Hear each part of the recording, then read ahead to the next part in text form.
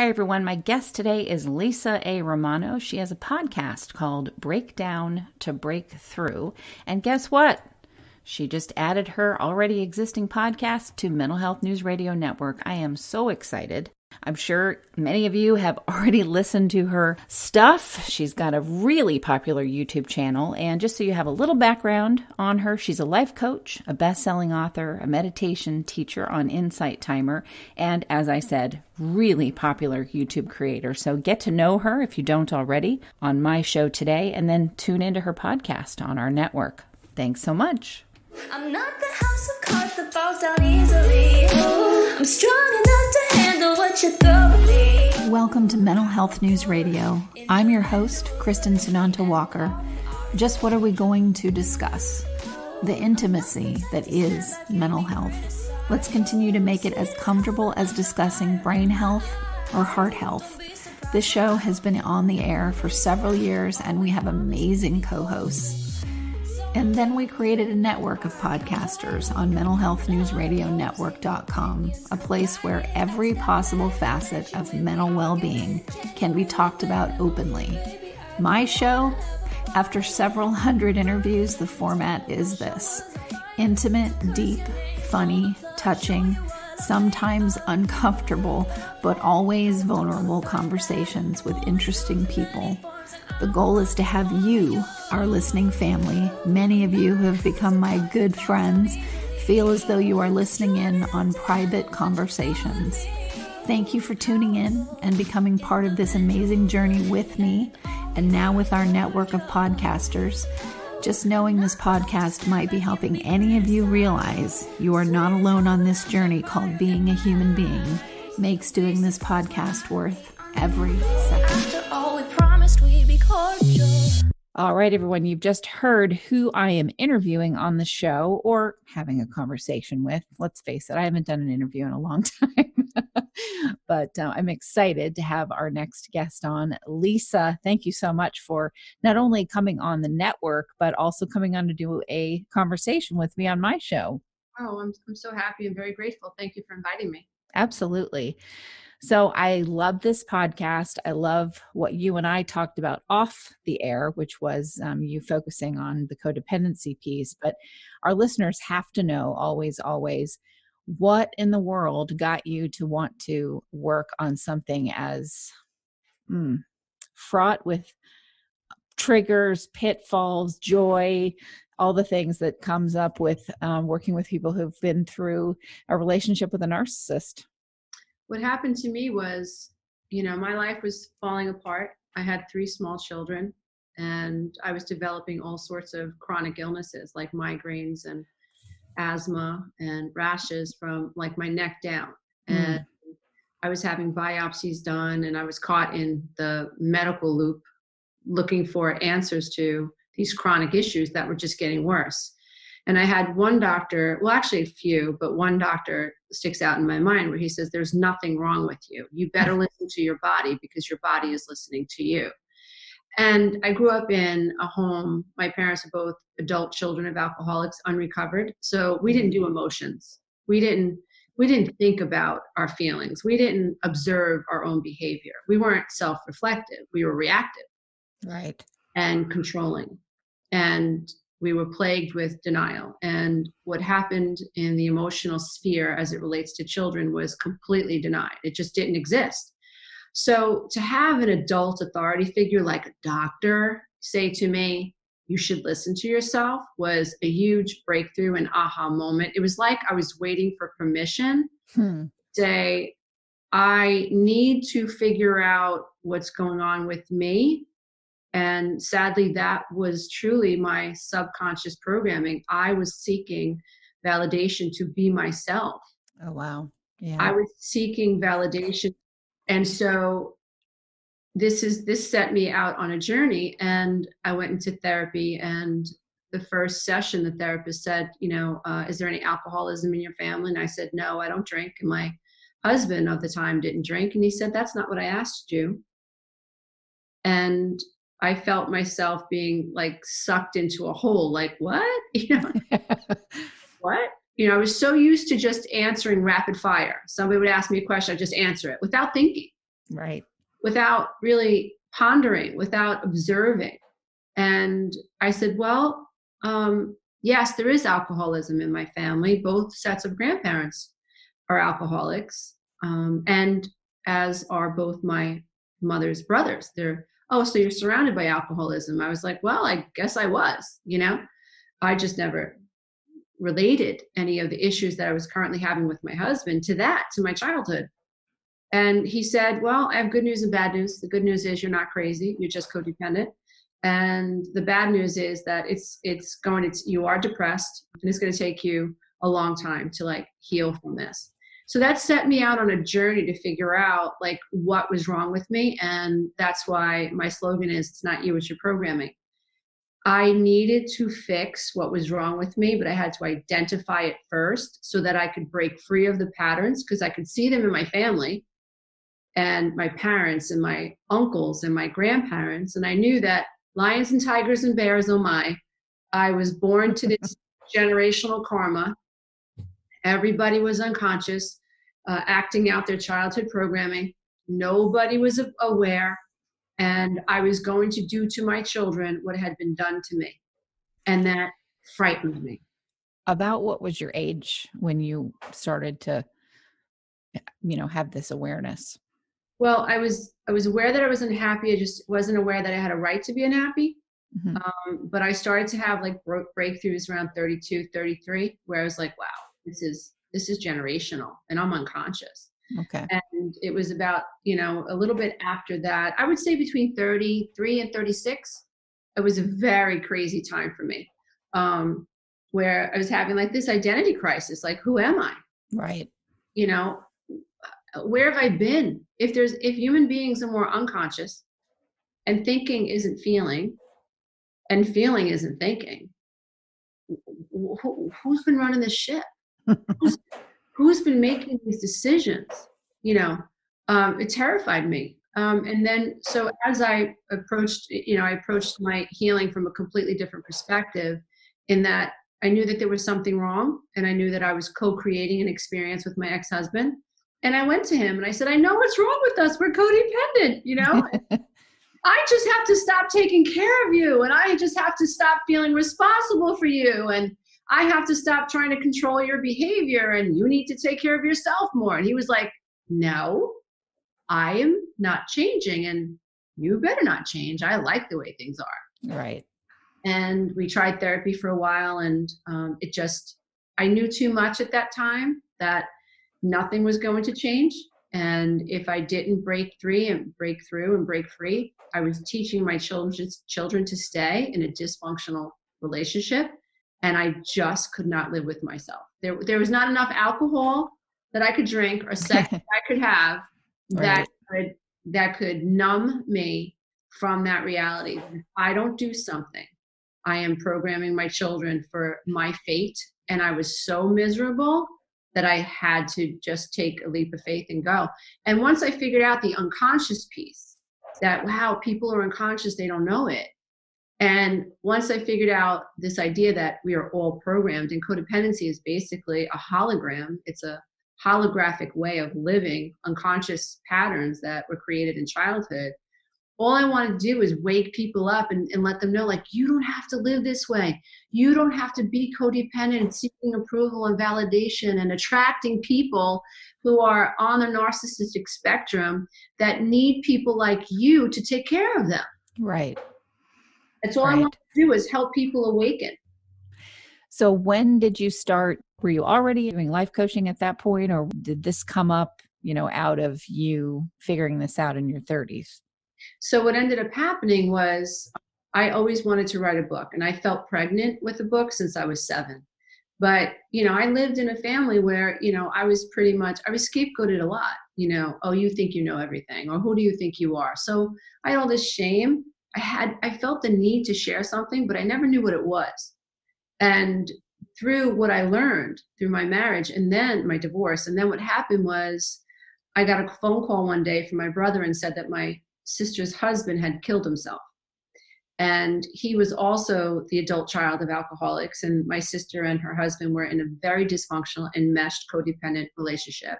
And she wanted to leave him. and he couldn't handle it. He didn't have the life skills, the cognitive awareness. He just didn't have the life skills to be able to live his life separate from my sister. There was so much enmeshment there. And in that moment, I knew, publish your book. So I wrote The Road Back to Me. I struggled with, is it going to be received well? What are people going to think? All that new author stuff, like stuff from the past. And the moment I got the news, I knew I had to publish the book. And within 6 months, it was published. And from there, and from there, which often happens with authors, once I produced the first book, within another 6 or 7 or whatever, less than a year, I'd produced the second book. So now I'm up to 6 books. And I'm in the process of finishing up my 7th book, which hopefully will be published early next year. And from there, what happened was people started to contact me because they were relating to the message. And then I just decided, realized I was life coaching, and then just decided to get certified, began one-to-ones. And then I'm not bragging, I'm just explaining what happened. Yeah. I started doing YouTube videos just to share information, and people wanted me to coach with them. And there were days I never got out of my pajamas. And my husband's like, you got to do something. Like, you can't coach all these people one-to-one. But I wanted to so desperately because I could see that I was making headway. I was helping people see themselves, their patterns. And then the opportunity came along, which a lot of coaches do now, is they create online coaching programs. And I wasn't sure that was going to work, but I've been doing it since 2016, and the coaching program is highly successful. I've created a masterclass, which is about the law of attraction and really honing your vibrations after the 12-week is done. And now I have a Breakthrough Warrior membership site, which is ongoing classes and ongoing support. So that's really my story. Fantastic. How have your kids, responded to what you've learned and the ways that you changed right before their eyes? Well, it was really interesting and that's one of the reasons I love doing what I'm doing, because all of our lives are so similar. Our brains all work the same way for the most part. We all have the same type of stressors. When we're abandoned, our brain works a certain way. When we're traumatized, our brain works a certain way. When we come from a dysfunctional family, we get married and then we're facing a divorce and we have children, our brains work the same way. And pretty much we go through the similar things, especially if you're married to someone with high narcissistic traits, like I was, who used the children as a pawn against me. Thank heaven for all of the lessons that I was learning about codependency, because I really had to hold on to myself, especially while my children were teenagers, because he was throwing everything at me. He was buying them motorcycles, he was buying them cameras and electric scooters, and I was a single mom with 3 jobs. I walked away with no alimony, no health insurance, just to get away from him. Right. And so there was that time in my life where I really had to rely on, let them go and, focus on loving them. And they're young now, except where they are. They're teenagers are, they want stuff, Right. They do. They want stuff. They're self-absorbed, self-centered. Their brains aren't even wired yet for logic and reason. And so that was really hard to not get into the wrestling ring with their father and just let him play out the game. I lost both the kids for a little bit, where my son actually moved in with him. Very difficult. Eventually my son moved back in with me, because once my ex-husband realized that I wasn't falling apart when he was using the children as pawns, he sent my son back home. Eventually my ex-husband remarried, never told the children, and has completely discarded them over the past 3 years. Unbelievable. Yeah. You know what though? It's once you see the pattern, it's so predictable. Yeah, it is. It's so predictable. And so anybody who's married to someone, when I coach moms or dads who are married to people with high narcissistic traits and they have children, I tell them, hold on to your seat. This is going to be a very bumpy ride. And there are just some things that you can't control, nor do you have a right to control. I remember my therapist at the time said, you have to get out of the way of your children's relationship with their father. And I was like, what? He's going to hurt them, And he was like, no. Their experience of their father has nothing to do with you. that destroyed my codependency. Was going crazy. Like, what? I want to control this and punish him for hurting them. It was just an enmeshed nightmare. But I knew he was right. I knew enough about codependency to like set boundaries, to focus on myself, to like really pray that everything was going to work out. And it really has. My son is now in therapy with my old therapist, which I'm so happy about, because he was the oldest and he didn't escape.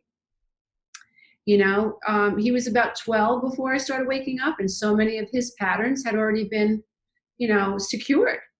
And so Right. I have to face, I know that he is the way he is, and he struggles in relationships because of me and his father.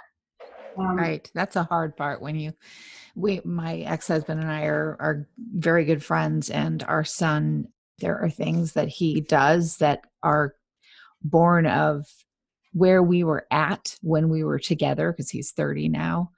And we have to sit back and just go, okay, Yep. he's gonna have to figure that out. Right. He's an adult now. Yeah, my son is 32. I'm 30 also. And it's interesting I think that, you know, the Bible says every knee shall bow, right? You know, and humility. And I think that part of the spiritual evolution of every human being is humility and being humble. And I'm humbled every time I hear him say something that I know was created and born out of my relationship with his dad. Right. And, you know, I see it, and I do what I can to help him work through it, because he and I are very close, and we're very aware of what's happening in his life, which is awesome. But, you know, there is some humility and some egg on your face. You know, you can't wake up and become and evolve your soul without being able to see how you as a parent in an unconscious state have affected the way your children perceives the world and perceives themselves. Absolutely. And you also, I remind myself of this. Okay. Don't start going down a rabbit hole of worry about him, because, you know, when I was his age, I thought a lot of those things too. And that is not how I think now. So. Yeah, I agree. And there was a time, you know, the second module, I have my 12-week classes, we do it in 3 modules. So the first module is awakening. The second module is accountability, because there is no recovery without accountability. And then the third module is ascension, life skills and practical skills. How do we go from where we were to where we want to be consciously? And the second part of the program is difficult for a lot of people, because they're like, what have I done? And it's a very delicate place, and my moderators and I are very aware of it, and we really help support people to understand there's a difference between healthy guilt and debilitating shame. Right. Where we recognize that it wasn't me, it was my programming, it was my unconsciousness, it was my unawareness. Me as a conscious mother or father would never have said or done those things. Right. But, you know, so this also speaks to pain versus pleasure, you know, meaning that once a parent has identified, wow, when I said that, I was unconscious and I hurt my child. Right. That guilt will prevent you from doing that in the future. Gotcha.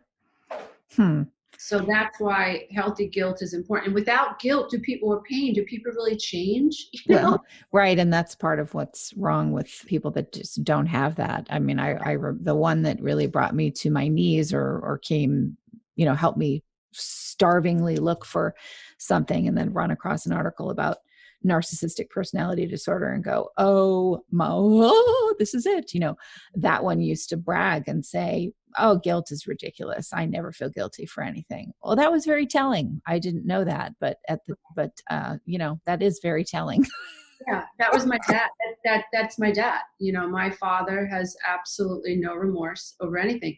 And he justifies, and that's because he's truly shame-based. His father was a violent alcoholic, and his mother committed suicide when he was 3.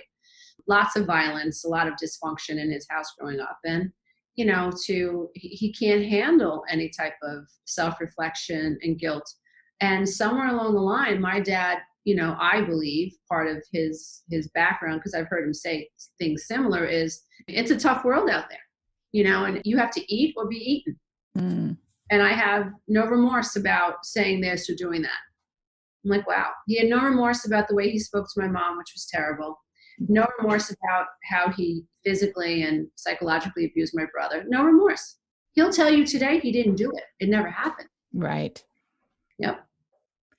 I think too that blindness, sometimes it's a willful blindness. Sometimes it's, they aren't blind. They just don't care. So Yeah. there's that. And then there's also a still living in that unconsciousness. I agree. And I think that's the tough thing, right? Because, you can love someone with high narcissistic traits and even see facets of goodness in them. And maybe even wonder, where is this person beyond the shame and beyond the need to hurt people and exploit people and their lack of empathy? Where is that? But here's the thing. What people have to understand is that people with high narcissistic traits and who are NPD, they are not self-reflective, which means they can't change their behavior. So you can't love a narcissist enough or be compassionate enough for a narcissist because Right. they're unable to look within and change. They think they're right. They believe they are a victim because it's narcissistic projection. They're never going to win. They're cheating on you. They're untrustworthy, but they believe you're untrustworthy. They're manipulative. They're controlling. They can't hear you because they understand they're trying to manipulate and control you. That's their perception. And I've seen it with, even choices that they make regarding, substance abuse or any kind of behavior that they've latched onto. So if they're a raging alcoholic, then they're going to find ways to completely justify or be willfully blind about that behavior. It doesn't matter. You can just, it's like, one of my friends said, it's whack-a-mole. You hit one thing over here and it's going to pop up somewhere else, because that's part of that blindness. They're not just blind in one area. They're blind in all areas. I think it's three processes. I think it's pain versus pleasure, cognitive dissonance, and then backwards rationalization. So you confront an alcoholic about their drinking, they're every cell in their body screaming, we don't want to stop drinking, keep drinking, right? So this cognitive dissonance over, am I drinking too much, or should I listen to my wife or my husband? So this dissonance, right? And then this rationalization to alleviate this tension. There's nothing wrong. I don't drink that much. I only drink on the weekends, or, right. Or who cares if my daughter has told me to stop drinking, right. Or I laugh about telling people how I like to get high and drink and then drive around. And, how many ads do we have out there talking back since when I was a kid about mothers against drunk drivers? Somehow that rationalization is still playing a loop in their head. It doesn't matter what banner is going off with lights flashing, going, this is wrong, this is wrong, this is wrong. Right. It won't, and until the person, this is why, I also caution people, let the fallout happen. Because again, that's all about the pain versus pleasure, where, my uncle, for instance, was a raging alcoholic, my mother's twin brother. And he was abusing her kindness and her empathy for him for years, married 6 or 7 times, abused all the women he ever dated. And finally, it has the help that my mother, so-called help that she was giving my uncle, started to affect her marriage with my dad. Because he's like, you can't give him any more money. All he does is drink and gamble. And one day it was raining. It was cold. It was in November. And at least on the East Coast, it was cold. And he called and he wanted money. And my mom said, I can't give you any more money. And he cursed her up and down, called her all sorts of vile names. And that day he slept in the little park by our house. And I was, my brother and my sister and I were the kids whose uncle was living under the park bench. Right. And however, that was the moment, those times when he knew, and he did it, right? He slept under the park bench like 5 blocks from the house because he knew my mother had to walk that way to go grocery shopping. So he was hoping that she'd see him and she'd rescue him, and she didn't. And years later, that took some strength. Oh, man. Well, my mother didn't want to lose my dad, highly codependent on my dad. So I think right. that relationship trumped her relationship with her brother, and she could understand Gotcha. the disease process. And years later in AA, he said that was the turning point for him. It was that pain the cold nights in the park, the humiliation, and again, pain versus pleasure. So the pain came in, and it was enough for him to stop drinking. I believe he stayed a sober alcoholic the rest of his life, a dry alcoholic the rest of his life. I don't believe many of his personality traits were dealt with, but at least he wasn't drunk anymore. Right. Interesting.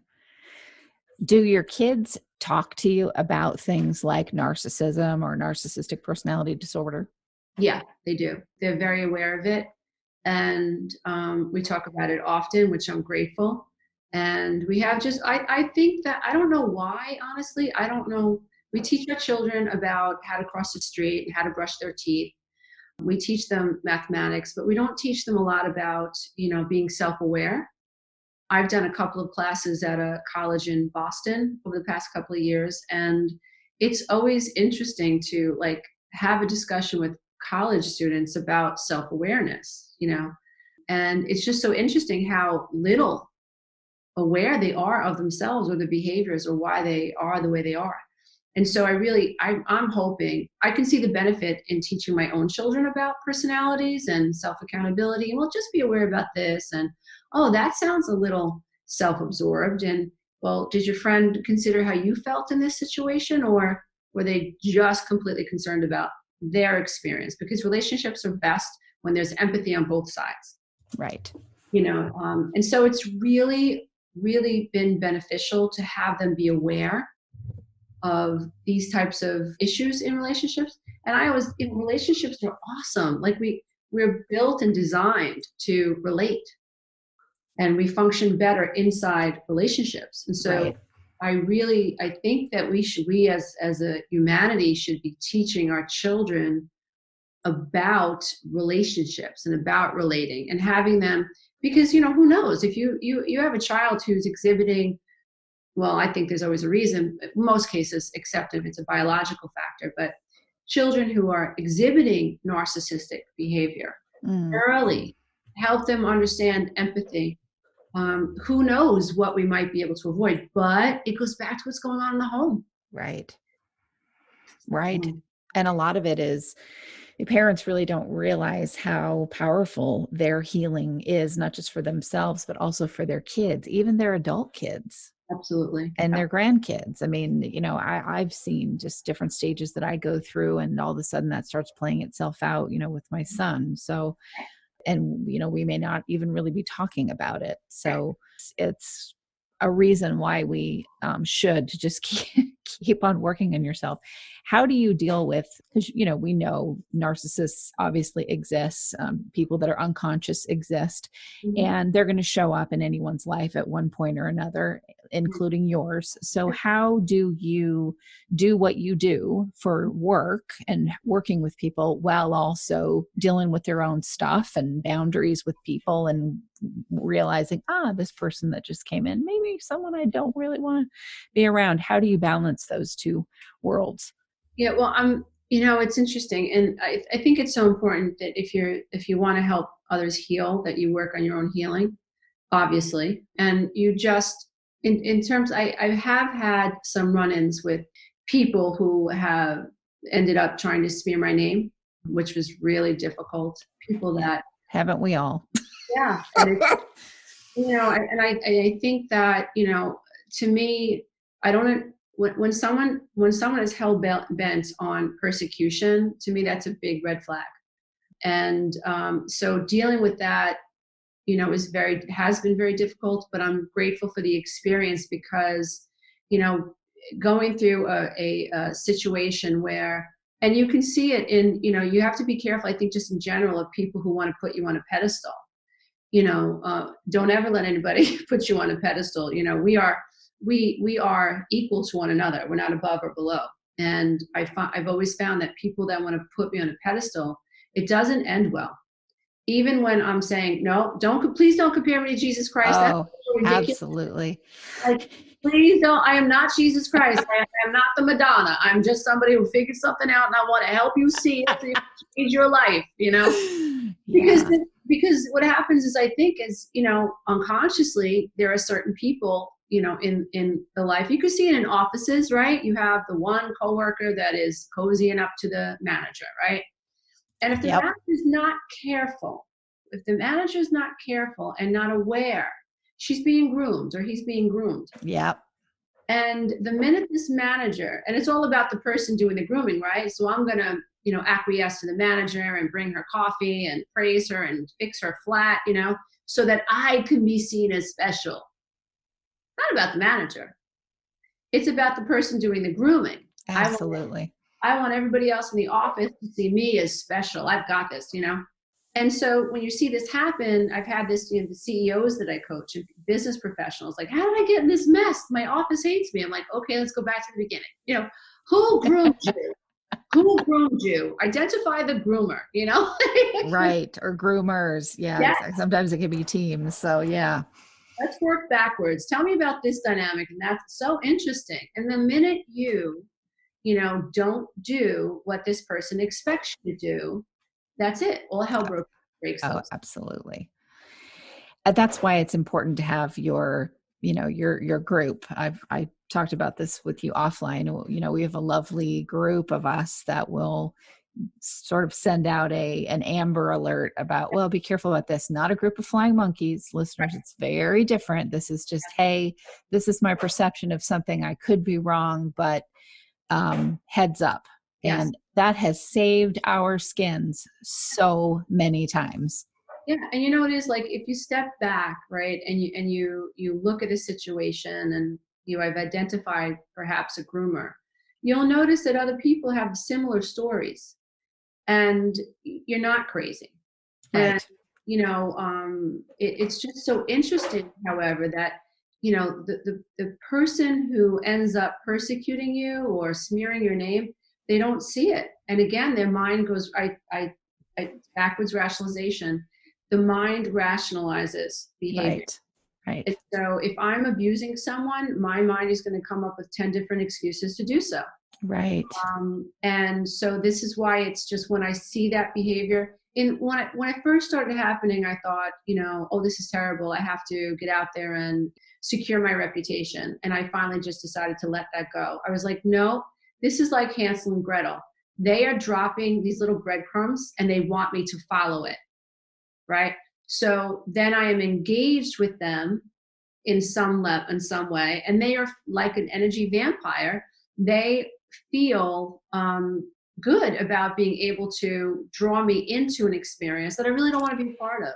Absolutely. They can feel it kind of, sometimes it feels almost, psychic, a connection where they can feel it through the ethers that they are having this power over you. Yeah. And that comes back to me because I could feel that I was being controlled by the laying down of the breadcrumbs, which is a bad review here. I mean, I've had people fake names. I'm not kidding. They make up names, right? They know the people that work for me, and they adopt their names to make it look like people that are working for me are leaving these reviews. Yeah. This is how crazy it gets, right? And there was a time where I was just like so devastated. And I know at one time I linked it back to, because my mother was a big rager and non-logical when she was upset, highly emotional, probably a cluster B, just never identified, right? And so having all this rage come at me over something that could have been resolved with a conversation. Right. A simple, I'm so sorry that so-and-so said this to you, and this was your experience. Let's all come together and talk about it to smooth this out. No, it was head-on rage. This experience, triggered my abandonment or my attachment, and someone's got to pay. I have to alleviate the tension that I feel, and I can't look at myself and deal with the shame or the cause of this abandonment. So everybody's going to pay. Oh, absolutely. And well, I've had interesting situations too, as we all have, where I've had somebody say to me, hey, tell 20 other people. Well, she just won't communicate with me. Right. And I'm going, are you kidding? I've left 1,000 messages so that we could have an adult conversation about this. Right. And yet, so they're also narrating the story around the ending of this relationship, which is triggered which happens when they become enraged because you stopped saying yes. Yes. So it's a fascinating conundrum that happens with that. Yeah, I've had clients, tell me that someone in their family sent them an email, and when they went to respond to the email, they blocked them, or they sent them a nasty Facebook message and then unfriended them. And so there's this block in communication, which then gets communicated to other people as, well, she just won't talk to me. Right. So it's very interesting. And again, it all goes back to, somebody who is unable to be self-observing has to come up with or create a dynamic or a story that fits their perception and fits their narrative. I'm the victim and this person's persecuting me. Meanwhile, they're the ones who are persecuting you. So they have to come up with, it's like a script, right? They're trying to tell a story, but they're writing it as they go with the agenda of being seen as the victim and you being the villain. How have you learned? I know that, there are certainly ways that you can do that to sort of mitigate any damage that might do to your business. I've actually never had anything like that damage my business, although I have spent months or weeks or days worrying that it would unnecessarily. But there's a certain place that you get to with people like this where you know what they're going to do. Don't read their stuff. Know that they're going to play games. Know it's going to bother you a bit. And then you just don't look. Right. But you have to get to that place where you just don't look. And sometimes I think when because of the childhood or the experiences we've had that play in, it feels very uncomfortable to be so removed from that kind of chaos because you couldn't be removed from it as a kid. Correct. And the more unpredictable your home, the more you are comfortable controlling things as an adult. And the subconscious belief is, I have to control this. Oh no, this is going to spin out of control. I have to control this. If you have, an unpredictable mom and she's getting upset, you're hypervigilant. Oh, let me go clean the dishes. Maybe mom will calm down. So you're living externally, always hypervigilant and trying to, regulate other people's emotions and minimize the damage that might ensue. You're walking around on eggshells. And so, when you are in this type of, it doesn't matter what profession you're in. What I tell people is, imagine if every single person when they're born, they get a social security number and they get a Google review page that they have no access to. And imagine if we all lived the way people like you and I do that have a business, right? That's on Google and is subject to the experiences and the perceptions of other people. Right. Imagine if everybody when they're born got a Google page, a Google review page where anybody in the world can go and review you. How likely would it be that people would continue to be vindictive or persecuting other people? Because it's not a fair playing field. When you have a business, it's an easy target. You tick someone off because, in my situation, we had an issue with moderators. Facebook moderators had volunteered to moderate one of my Facebook pages. They had a falling out, and somehow that was my problem, my fault, right? Which I will say that if I had been a better leader during those times, we wouldn't have had so much chaos. So it taught me a lot about leadership. I thought I was doing the right thing by letting them handle it. No. I had to. So I learned the hard way. But my point is that it was something that could have been handled with a mature conversation. And the way it ended up spiraling out of control was just complete reactive behavior. And right at the end of reactive behavior becomes justification. I have to rationalize why I said these things about Lisa. And, she's the most awful person in the world. We're going to take her down, And there was a time where, it was right after my mother's death. It was a terrible death at the hands of my dad and renal failure that it's just a long story, but it was at the tail end of losing my mom. And then this happened. And so I was really at a bad state. But like I said earlier, it taught me something. Like I still had stuff that I needed to heal, and I had to learn how to even let go more. To one of the lessons that I teach is we have to accept people's faulty perceptions of us. Right. I was pretty good one-to-one with my ex-husband, the in-laws, but when it came to my business, that was uncharted territory for me. And even though I had video testimonies from the people that were writing the reviews, written testimonies from themselves and their children, thank you for giving me my mother back, I am not Yeah. Even though all the women invested in every resource and every product that I put out there, came to my live events, traveled across the world to go on a cruise, to be with me, even though all of this was there, when there was a fallout, they had the complete opposite perception of me. Right. And that was it took me a while to stand back and say, listen, Lisa, they're entitled to their perception of you. They're going to do what they're going to do. And the less you focus on it, the better you're going to be. I'm at a point now where I actually meditate and bring them into my consciousness and send them love. Because I realize that, anger is sort of like a brick you carry around in your pocket. And you think that because you're angry at someone, you're hurting them. But anger lowers your vibration. It makes you sick. It lends itself to living in a state of survival, which means that there's tremendous cortisol being produced, which leads to cellular destruction. And so anybody that has to spend their life going after you or going after someone else, they're not as healthy as they could be physically.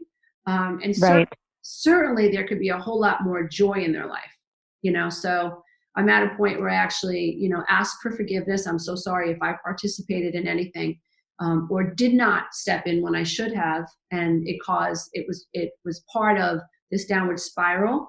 I wish you the best from my heart. And I pray for your peace, and I pray for whatever it is that you need. I ask for forgiveness, and I ask them for forgiveness, because what's really going on is like trauma. This is reactivity. Right, exactly. And that can happen, when you're working with people who are survivors of trauma, or they're surviving trauma, they can flip around in their therapy and get angry at their therapist or their life coach or whoever it is that they're dealing with in the midst of what's going on. That can absolutely happen. So I have a lot of friends that do what you do, and, they bring that up, and they end up, having some serious scars of their own from having to deal with that. So I think that the biggest lesson I learned was from a couple of friends who are very, very, very, very well known, and there's nothing that they can do about the public's throttling of them in some ways, just because of a character they played in a play or a movie. Right. And I've listened to them talk about what it's like to be that kind of target, and there's absolutely nothing they can do.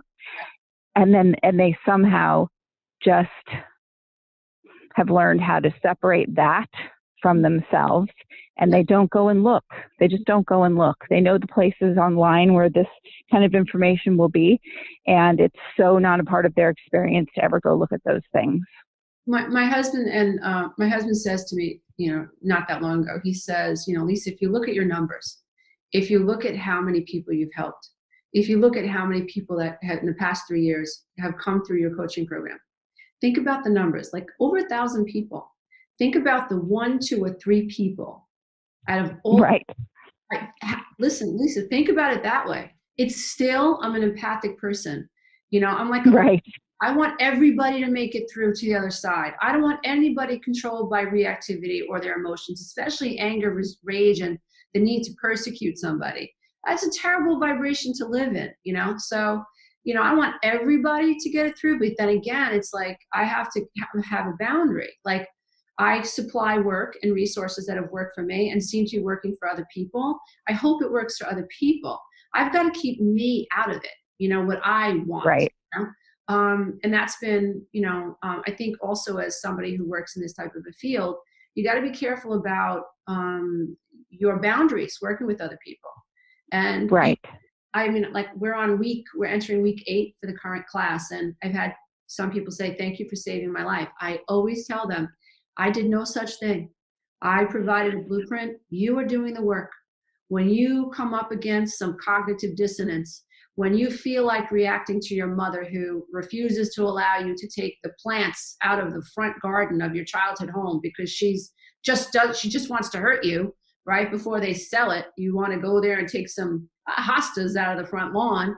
And she says, right. no, just for the sake of saying no to exercise power over you, and you decide not to react, you just saved yourself. I didn't do that. Right. I didn't do Right. that.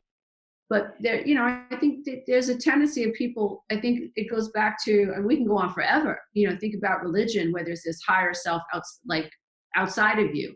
My shtick is there's a higher self, it's within you. You have to learn to integrate with it and operate from this higher state of awareness and consciousness. But I think it goes back to, rock stars and football players and basketball players where we want to put someone in front of us, right? And I'm all about, don't do that. It's that pedestal that you're talking about before. Exactly. Yes, correct. I want people to get them to know that they have control over their lives. And like what you and I are discussing, there are going to be people that, mock you. There are going to be unfair criticisms. If you have a business, you piss someone off, you piss the soccer mom off, right? That you coach soccer. I've had this situation where you coach soccer, right? You have an online business or you have a professional retail business and you piss one of the moms off. You didn't let her child play the game as often as she thinks you should have. Suddenly there's a review. It speaks to that type of personality that could even go down that path to think that it's justified. I mean, we're talking about such unconsciousness and such reactivity, right? It happens. Or what about businesses that create false reviews against competitors? Happens all the time. Oh, I have very, very, very good friends of mine who, we spent a long time. They were sponsors of our network. They spent a long time in a lawsuit with one of their competitors who have done illegal activities again and again and again to try and take this company down just because they're a competitor. And this is a family-owned business. These are nice people that run it. And, they try to look at, well, what's the meaning behind this? What do we need to look at that we need to see in this? Because the attacks are not, they feel very personal, but they're really not. It's just about business. So it's all fascinating. And I think, the best way to get through it is don't be reactive, as you said. And do what you can to examine your part in things and then let it go. Yeah. And I think there's narcissism, there's business narcissism where there's this, this perception of, listen, everything's fair in business. I don't necessarily agree with that. And I'm not so sure. Me either. In terms of karma and the energy by which you're operating your business, I'm not so sure that's going to work out for you in the end. But, you have family narcissism, family dysfunction. And, so like we talked about earlier, this is everywhere. You're not going to escape it completely. You have to learn how to navigate it. And one of the things that I teach my clients is pay attention to what makes you afraid. Do not things that cause you to recoil and cause you to constrict. That is where you need to work. Once you are okay with fake reviews, you've just risen. You've just gained some more awareness, and you have just evolved psychologically, emotionally, spiritually, vibrationally. You've evolved, right? Absolutely. But I think before you can fix something, you have to identify the problem. And what I like to do is I pay attention to what's causing me to constrict and make me panic. And that's where I work. And then I work with, well, what can I control versus what can I control? And I work at releasing what I have no control over, because that is just a rabbit hole. Right. Well, I'm so glad that you are bringing this to our listeners. And I like the fact that we're adding a whole new category that's codependency focused. Not that other podcasters haven't touched on this topic. Obviously, we're a mental health network, but we don't have a show that really spends a lot of, of amount of time on that particular topic, and you do. So I'm grateful for that. But tell our listeners the name of the show and where they can find out more about you and your services. Sure. So it's Lisa A. Romano, Breakdowns to Breakthroughs. And you can find more out about my services at www.lisaaromano.com. I also have a YouTube channel with over 203,000 subscribers. You can find me on Instagram and on Twitter. And also I'm a meditation teacher on Insight Timer. So that's where you can find me. I'm also very active on Facebook as well. And I'd say, I thought of this when you were talking, the more you put out there, the more, subscribers you have, followers and so on, the law of averages are going to be, the more arrows are going to get slung at you. That's just kind of how it works. True. My husband said it. He goes, Lisa, this is economics. I was like, what? My mind. Yeah. I say to him all the time, go, listen, I deal in the realm of feelings and emotions. Like, what are you talking about? He's like, this is purely economics. The more people you touch, the more possible it is for you to piss somebody off, So I'm like, wow. Yeah.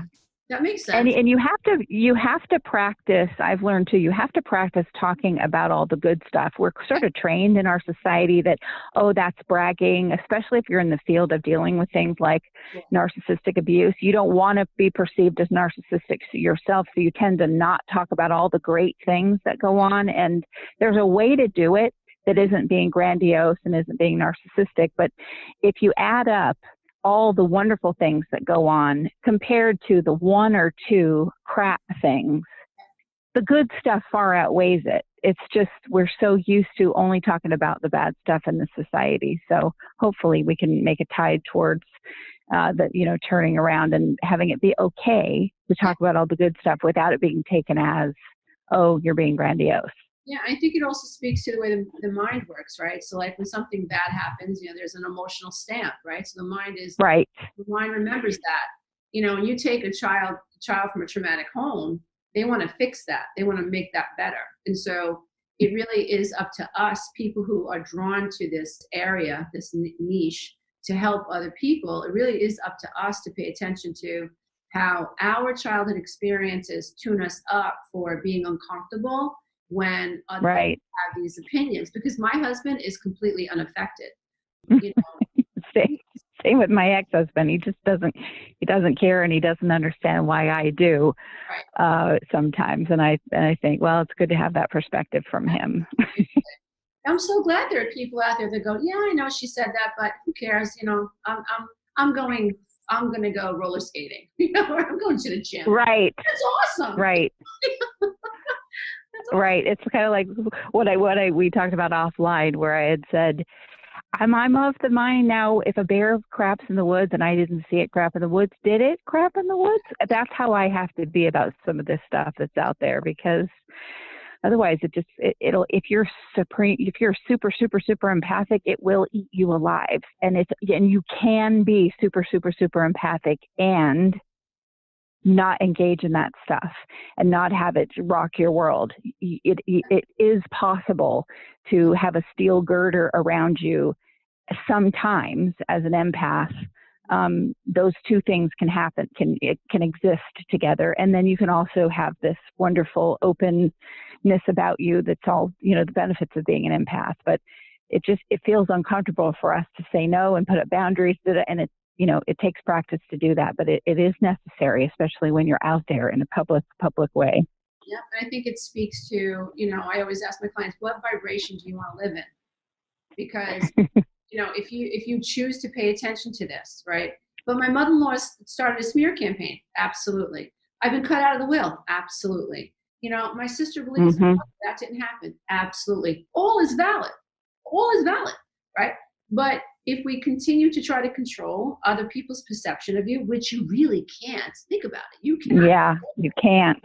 You can't. So I can continue. That's a lack vibration. And I can continue trying to control something I can't.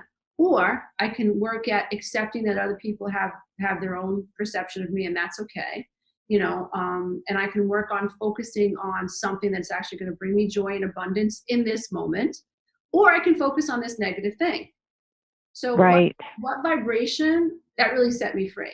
When I realized that, yes, we talked about this last time, it's like, you have to wear a psychological condom, I love that. And lubricate yourself well, so that when these insults come, you just slide to the left, just slide to the right. So they can't land. That's going to end up being a 3-minute clip that we'll post out, the psychological condom and the lubricant. Yes. Well, Lisa, again, I'm so glad that you're here, and thank you so much for sharing what you do with me and with our listeners. Yeah, thank you so much. It's an honor to be here, and thank you for doing what you do as well. Oh, absolutely. Listeners, thank you for tuning in again to another episode of Mental Health News Radio. Sometimes I'm passive-aggressive, but never without good intentions. I heat up and act on my emotions. Thanks so much for listening to Mental Health News Radio. Our podcast can be found on iTunes, Stitcher, and hundreds of other podcast apps, or you can visit our website at mentalhealthnewsradio.com. If you have a question or would like to be a guest, become a podcaster on our network, or join the amazing organizations that help keep us on the air, please email us at info@mhnrnetwork.com. Get ready for that special goodbye from our resident therapy dog, Miles, and a special thanks to Emily Sohn for letting us use her incredible song, Cordial, for our podcast music. Listen to the full song on SoundCloud at emily.sonne. Don't be surprised when I don't hate on you. After all, we promised we'd be cordial.